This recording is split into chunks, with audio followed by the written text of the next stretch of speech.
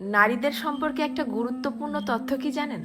যে আপনি তাকে যা বলবেন সে আস্তে আস্তে তাই হতে থাকবে। কি বিশ্বাস হচ্ছে না? এই যেমন ধরেন আপনি তাকে বললেন যে তুমি দেখতে কিন্তু ভারী মিষ্টি, তখন সে পরিপাটি হয়ে নিজেকে আরো গুছিয়ে রাখা শুরু করবে। আপনি যদি তাকে ভালো বলেন সে আরো ভালো হতে থাকবে। আপনি যদি বলেন যে তোমার মনের মধ্যে অনেক মায়া, ভালোর জন্য তুমি নিমেষেই যে কোনো কিছু কুরবানি দিতে পারো, তখনও সে সেটা রপ্ত করতে শুরু করবে।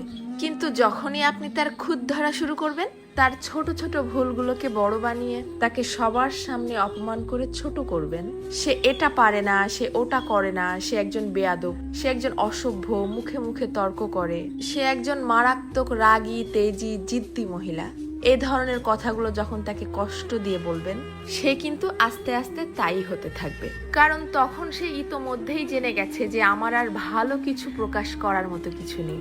সবার সামনে যেহেতু আমি খারাপ হয়েই গেছি, তো আরো খারাপ হয়ে যাই, তখন আর সে কোনোভাবেই কারোর সামনে নিজেকে সঠিক প্রমাণ করার প্রয়োজনীয়তা অনুভব করবে না। সে ধরেই নিবে যে কেউ আমাকে ভালো বললে ভালো, আর না বললে আরো ভালো। কে বুঝলো বা বুঝলো না এটা নিয়ে আর মাথায় ঘামাবে না। এটুকু তার ঠিকই বোধগম্য হয়ে যাবে যে আমি সবাইকে সম্মান দেখিয়ে লাইনের পেছনেই দাঁড়াই অথবা সামনে, সব অবস্থাতেই আমি খারাপ।